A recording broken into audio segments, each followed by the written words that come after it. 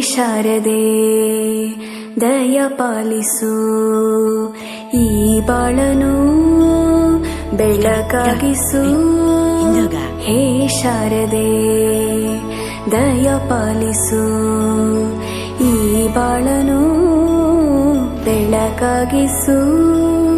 ನಾಳೆಗಳ ದಾರಿಯಲ್ಲಿ ನಂಬಿಕೆಯ ನೆಲೆಯಾಗಿರಿಸು, ಮುನ್ನಡೆಸು.